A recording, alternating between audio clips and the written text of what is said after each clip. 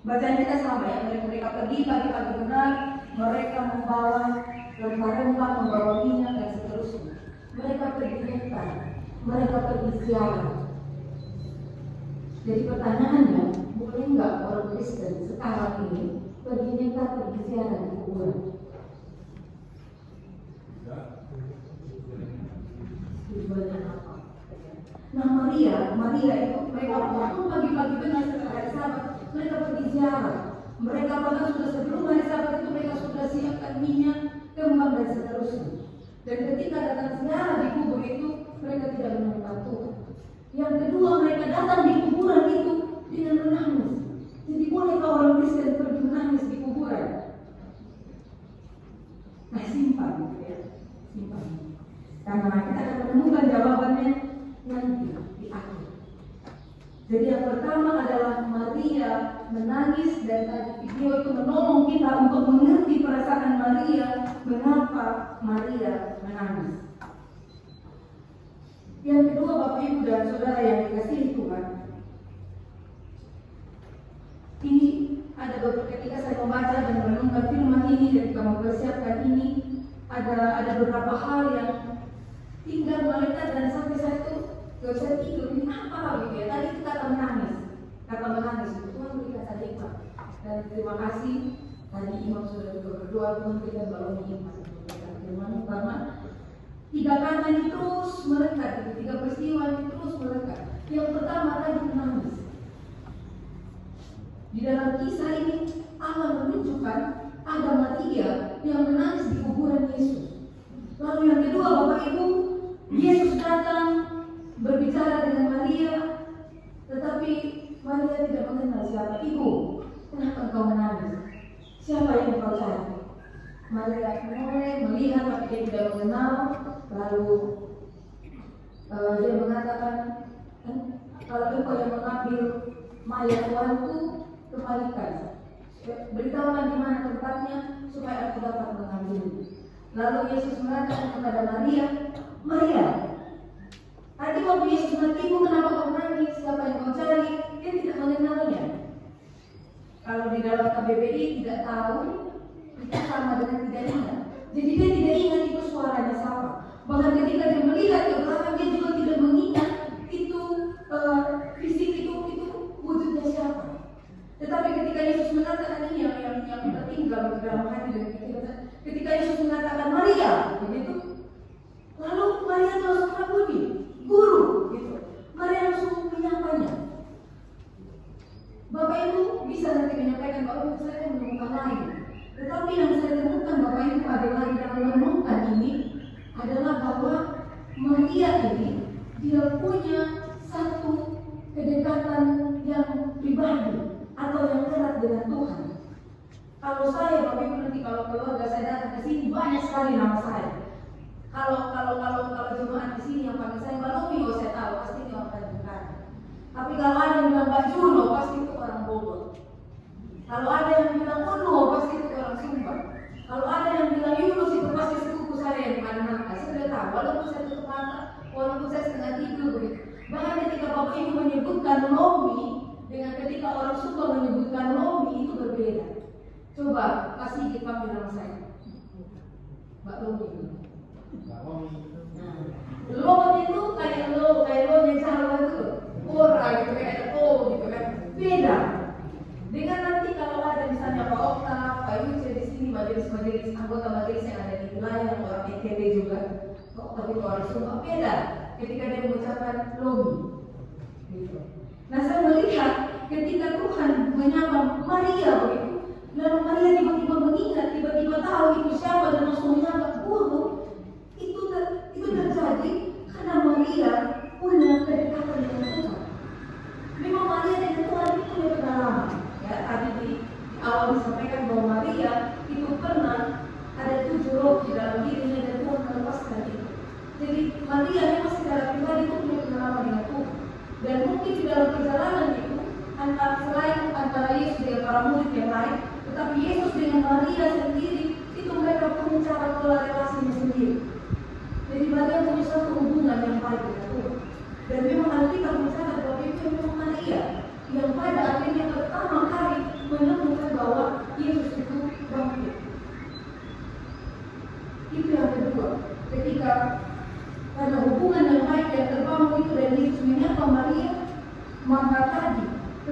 Maria yang tidak lagi mampu untuk mengenal suara Tuhan, mata Maria yang ketika melihat ke belakang dan tidak mampu lagi mengenal Yesus, ketika Yesus menyapanya dengan sapaan yang biasanya dipanggil kepada Maria, Maria kembali meninggal. Saya ingat sekali waktu mama saya koma di rumah sakit Bapak Ibu. Mungkin dokter kasihan atau seperti apa, pokoknya saya diizinkan masuk dan saya mandi dalam ruangan itu. Semua alat itu sudah terpasang. Itu malam sekitar jam 7 atau jam 8, terus dokter bilang pergi di dekat telinganya mama dan panggil nama atau sesuatu yang kamu yang ada, ambil aja yang ada biasa panggil. Nah saya biasa panggil mama saya itu mama. Untuk apa waktu itu? Pasti Bu Dokter Grace tahu ya, untuk memanggil kesadaran itu bisa ada penjelasan ilmiahnya. Ada ya? Iya. Jadi saya disuruh untuk memanggil kesadaran mama saya dengan memanggil sesuatu yang biasa didengar oleh mama. Dan kami semua di rumah itu sering memanggil mama itu ya mama gitu. Jadi saya pergi dengan menangis dekat di telinga mama dan saya bilang, mama gitu sambil menangis. Dan memang waktu itu mama saya sadar kembali malam, 3 malam sekali sadar dan kembali siuman begitu. Dan 3 hari setelah itu baru meninggal, tapi kembali kesadarannya. Nah sehingga ketika saya melihat Maria ini Bapak Ibu, tadi kita di awal kita melihat video itu yang sangat menyedihkan. Mungkin secara mental Maria sedang berada dalam keadaan koma. Maria sedang berada di dalam keadaan kritis yang kita lihat orang di ICU secara fisik. Matanya sudah mulai rabun. Dan kalau ada orang yang sakit parah kita dapat wah masih kenal saya siapa? Karena ke orang-orang yang juga sudah ingatannya berkurang itu, wah masih kenal saya siapa?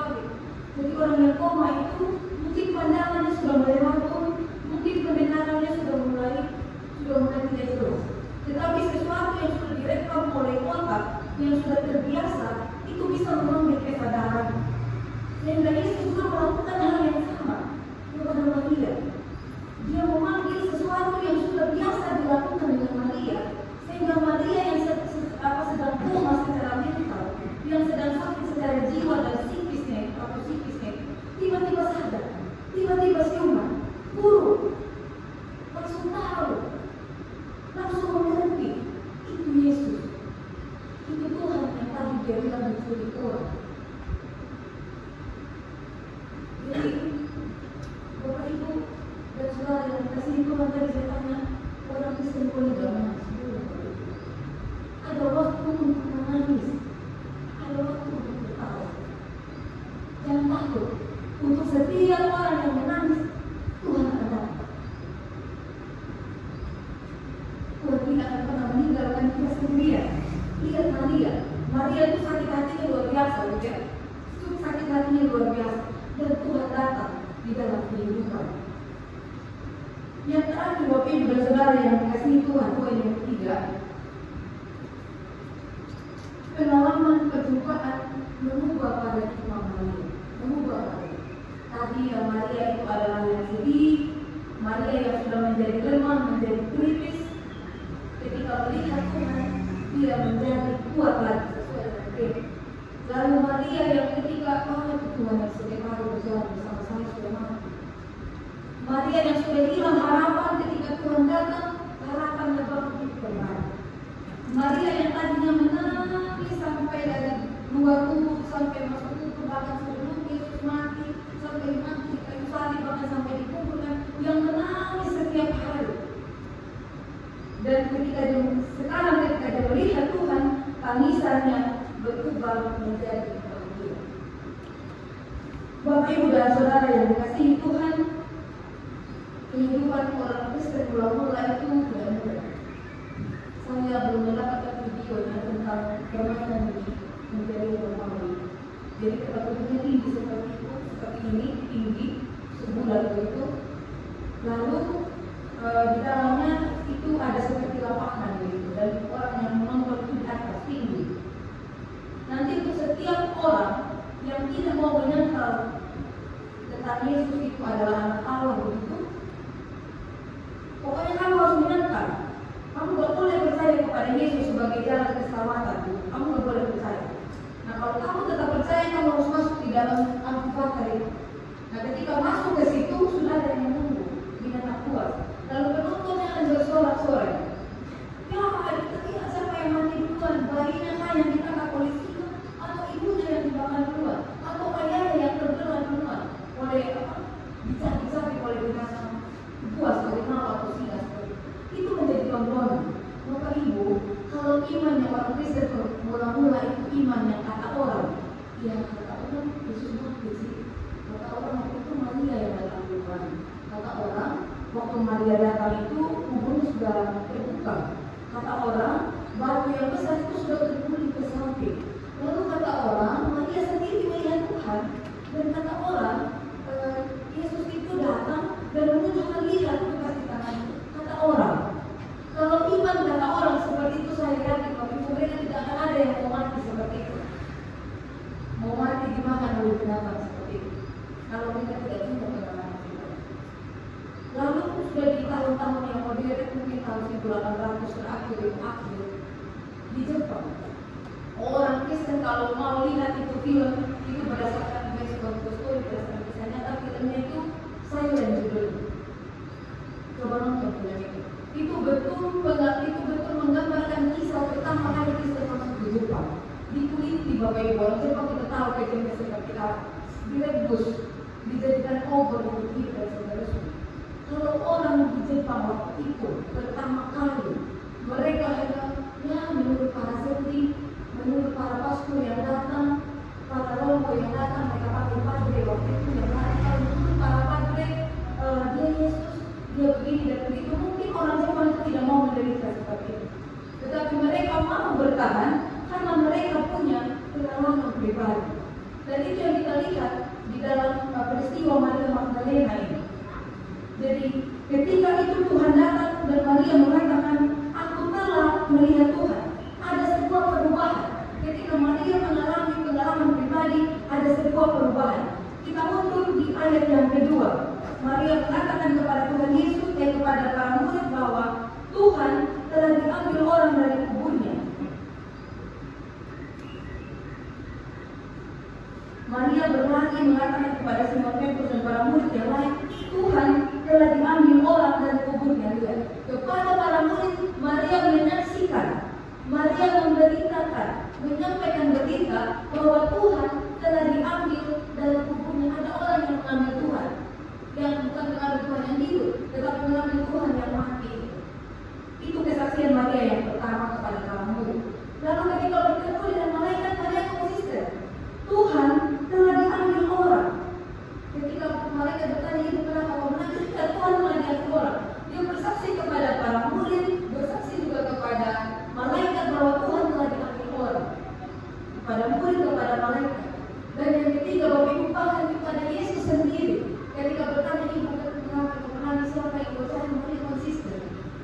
Tuhan diambil orang. Itu kesaksian awal Maria. Nah, tetapi ketika Tuhan Yesus memanggil Maria, maka Maria mengenalnya, kesaksiannya berubah. Di ayat yang terakhir 18 itu Maria mengatakan, aku telah melihat Tuhan. Jadi Maria kembali bertemu dengan para murid dan menyampaikan, aku telah melihat Tuhan. Maria menyampaikan aku telah melihat Tuhan itu berdasarkan pengalaman pribadi. Sekarang ini Bapak Ibu dan Saudara yang dikasihi Tuhan, banyak pergumulan. Tidak usah menceritakan dalam pergumulan orang Kristen mula-mula, tetapi sekarang ini banyak juga pergumulan. Kemarin saya keliling di Kelompok, pergumulan adalah yang paling berat adalah kami pertambahan dan pengurangan jemaat di Kelompok ini dari kelahiran, kematian dan pernikahan. Ada pernikahan yang membawa orang bertambah, tetapi ada juga yang membawa orang keluar. Dan kelihatannya di beberapa kelompok itu pernikahan itu justru dominan membawa keluar. Jadi yang 8 kakak ya 8 kakak saja. Mungkin tetap 8 kakak, tetapi jumlah anggota di dalamnya berkurang. Maka sendiri. Yang 26 kakak ya 26 kakak saja. Bahkan ada juga kelompok yang mengaku dulu banyak sekali jemaat di dalamnya. Tetapi karena ada gereja-gereja yang berdiri di situ dan gereja yang punya pendeta, mereka pindah. Daripada kita berdoa sendiri di sini, menunjukkan gereja yang ada pendeta. Banyak sekali tantangan yang kita hadapi. Nah, apa yang menjadi tantangan sekarang?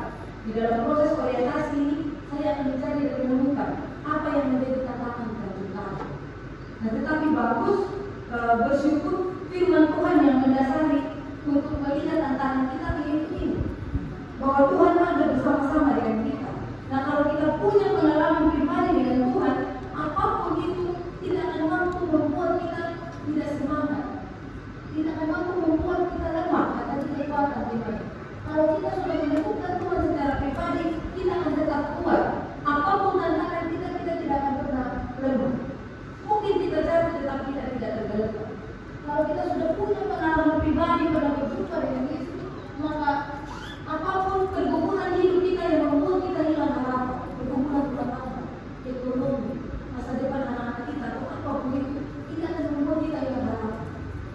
Tuhan, apapun pergumulan saya tahu Bapak, berikan saya kekuatan untuk menerima dan melewati masa ini.